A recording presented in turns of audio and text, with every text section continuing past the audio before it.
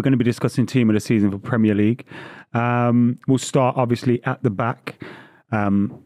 Some nominees, if you will. Areola, Pickford, Vicario, Raya, who got the Golden Glove in the end, I think. I think, with regard to the goalkeeper, I think it's only one of three, isn't it? I know that you've mentioned some others, but I feel like they're honourable mentions. I think it can only be either Vicario, because of the way that he revolutionised that Tottenham back line, David Raya, because of his impact at Arsenal, or Jordan Pickford, because he has probably had the best performances. It's only one of those three. Like, it isn't Alisson this year. No, it's not Ederson or Ederson this year. No.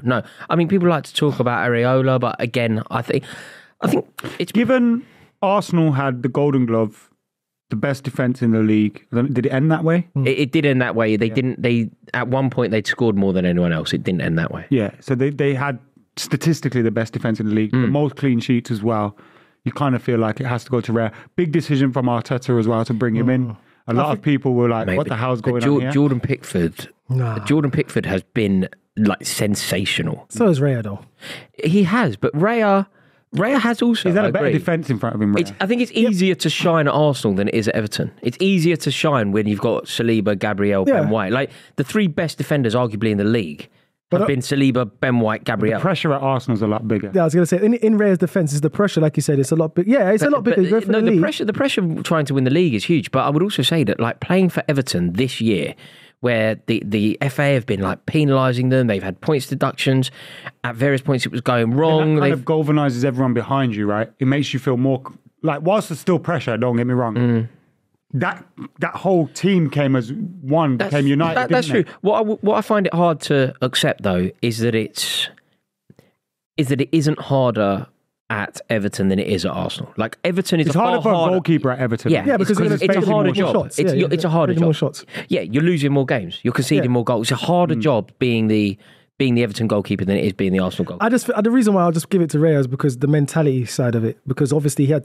to battle off all the negativity coming with Ramsdale, and did Arteta make the right choice of bringing him in, etc., etc. Then after he had to adapt to the style of play and coming to a new team, and as well as getting the Golden Glove in the same year.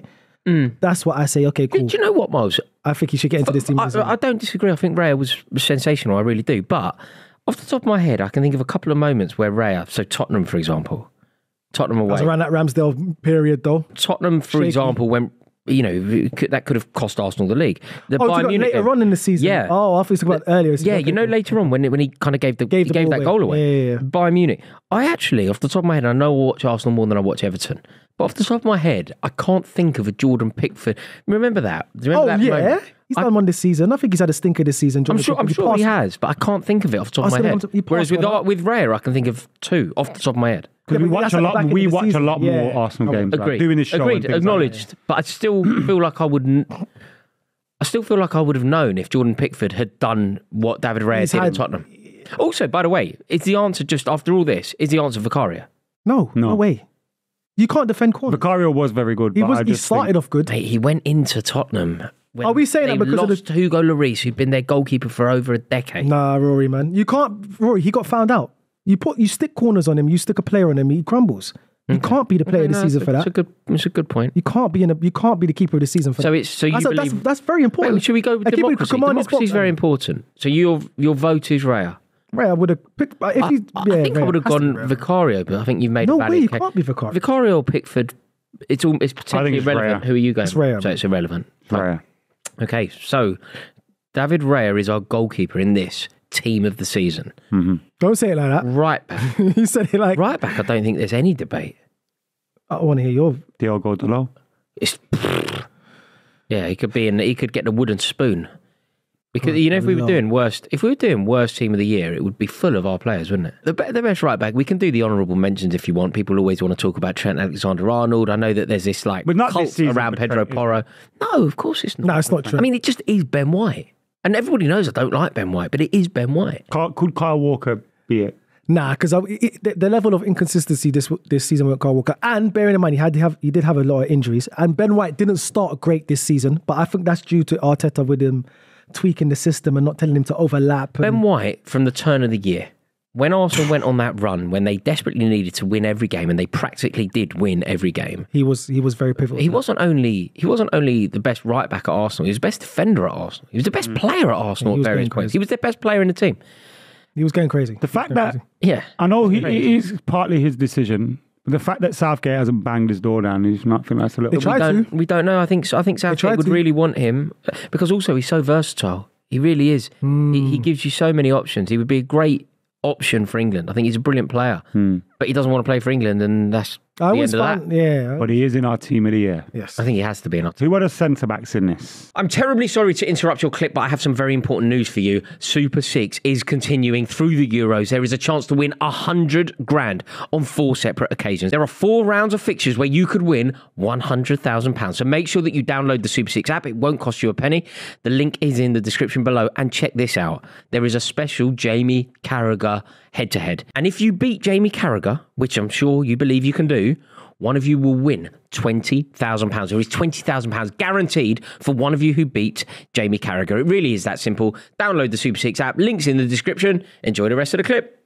I think it's just all Arsenal, isn't it? I don't know. A lot of people, I've seen a lot of team of the seasons this year, and a lot of people saying Van Dijk. And for some reason, I don't know. No, I don't see it. He's had a great season. Nah, bruv, you're right. And you know what? And the credit I do give Van Dijk is that he's had loads of different partnering centre backs this season. He's had to deal with kids. He's had to deal with a different right back. He's had to deal with no left back, and he's still galvanised his team and still make them challenge. He's obviously a very good player, but he's not one of the best 2 centre halves in the league this season. No, I don't think so. What Gabriel and Saliba's done this season, it's been phenomenal. The both of them have just been complementing each other. So I personally think, obviously I'm going to be a bit biased. I'm going to say Van Dijk, you don't make it. So Saliba and Gabriel. Van Dijk third with Van de Ven just a bit behind. But I was going to go Saliba and Van de Ven. You've had. But I do think it's Saliba. Saliba. Mate, I think if you have to pick an Arsenal player though. No, I think Saliba makes Gabriel look good. Nah, Gabriel's a better player for them this year, I reckon. But I think that's because he's got Saliba next to him, and there's no. But he was wicked in the other box as well.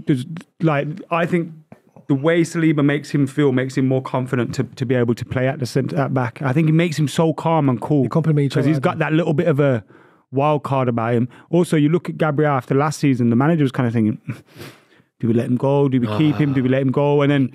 Listen, you need to get without Gabriel in both boxes. I think he's been good. I think he's been very good, but I think Saliba's better. Yeah, Gabriel's... me personally, I think Gabriel's more of a leader than Saliba. I feel like when judging the centre half... I think when judging the centre half this year, it's Gabriel plus one. And who the other one is, I think we can debate. It's possibly Saliba for me. Yeah, it's possibly Saliba. I think it's possibly Van de Ven, although I wasn't particularly inspired by him long term. I think he had a brilliant first 10 games or something. Not Van de Ven potentially. I think it's going to be out of him and Saliba going. I think it's the both are. I think it's a 3-man Arsenal defence so far. Yeah, I think so. 4-man Arsenal team so far. 4-man Arsenal team. Yeah, but we've had the best defence in the league. It kind of makes sense at this point. Yeah, they won't. And it wasn't like, okay, we were just about scraping wins. It was actually shutting teams out. Yeah. No one was getting through. So. Some people say Van Dijk's been better by every individual metric. Yeah, that's fine.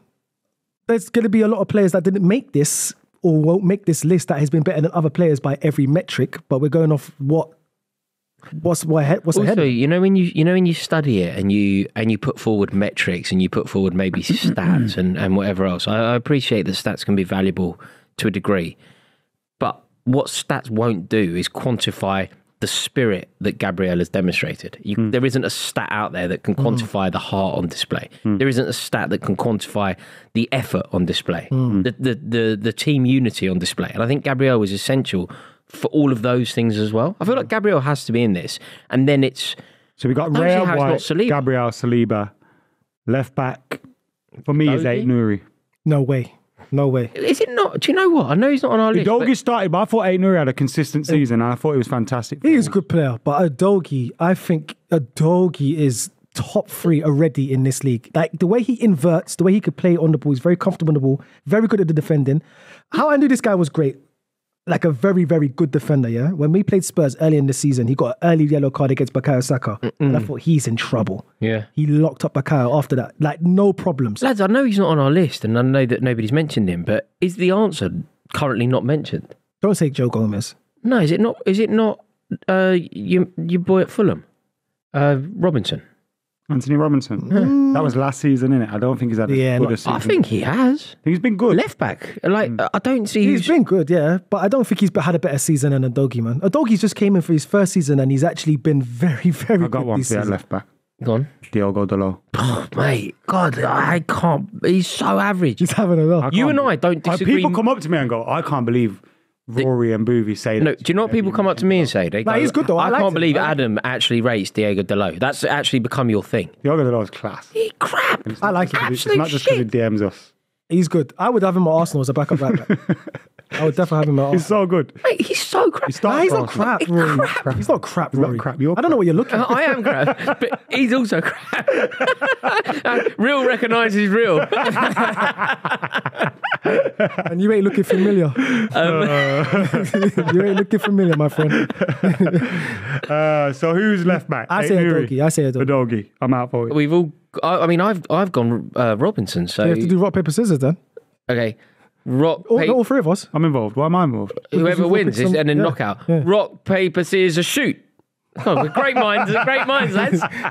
Rock, paper, scissors, shoot. All right, let's go again. Rock, paper, scissors, shoot. Yes. Okay, me and you. I thought we were all going to go through them together. Rock, paper, scissors, shoot. Rock, paper, scissors, shoot. Yes! Anthony Robinson is in. Oh, shit. If I won, I could have put Dalot in. Oh, mate, I thought I'd just have a bit of fun with this and put someone really dreadful in, like Ben Chilwell.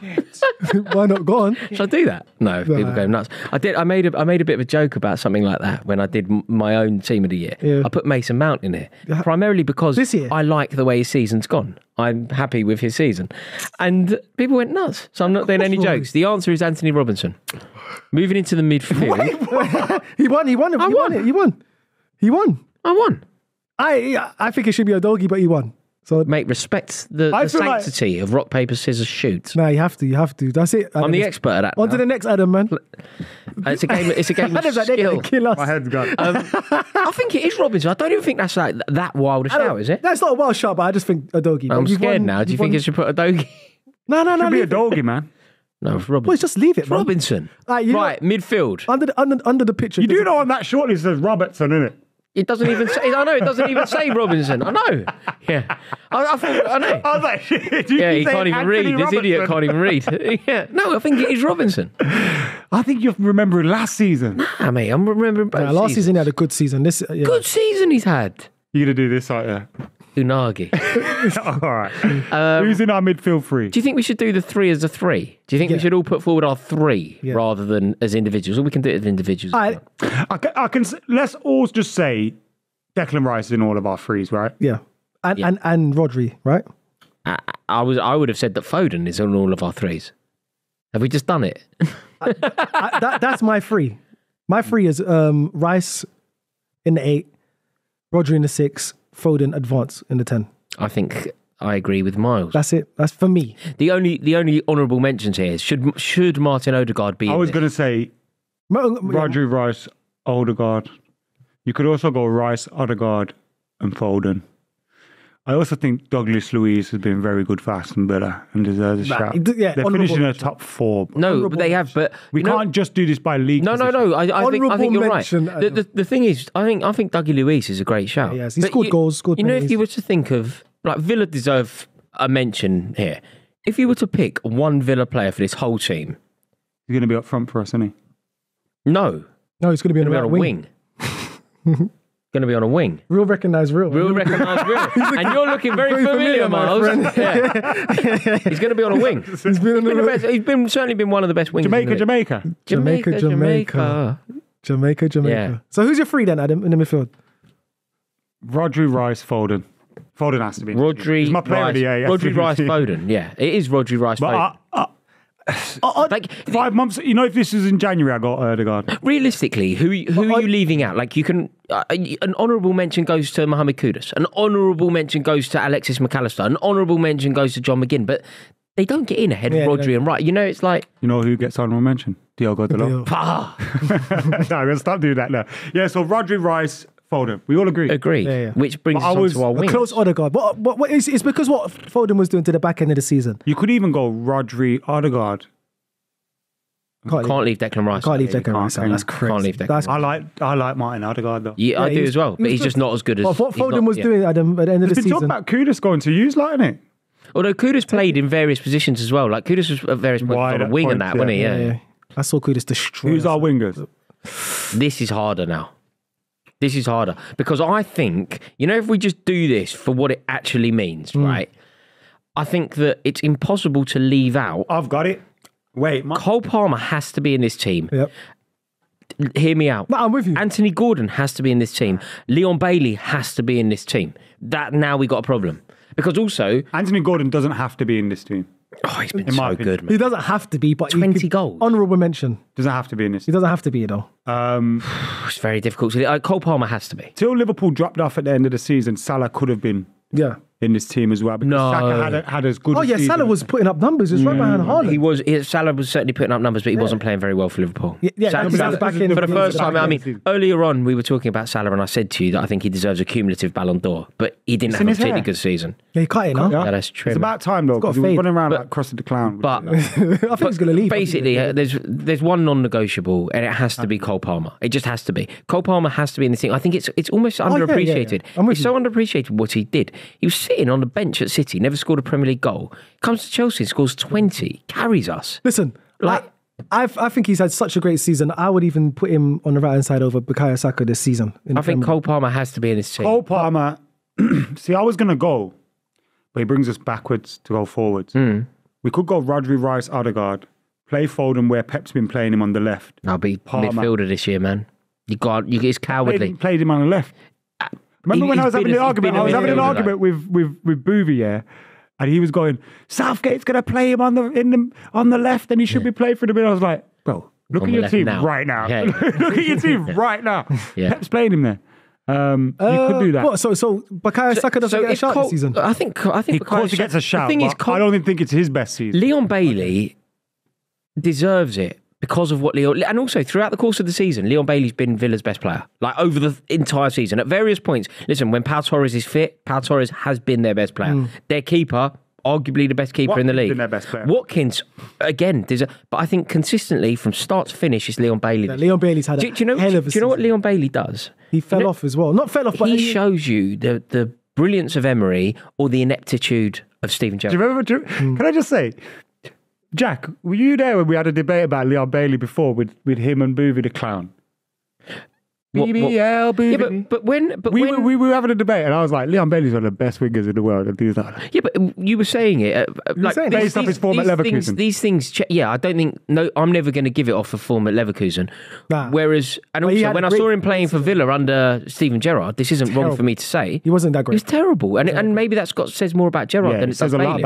It says more about Gerrard than it does Bailey. But this year, every single time I put Villa on a telly, he's amazing. So we're going Leon Bailey, we're going Cole Palmer.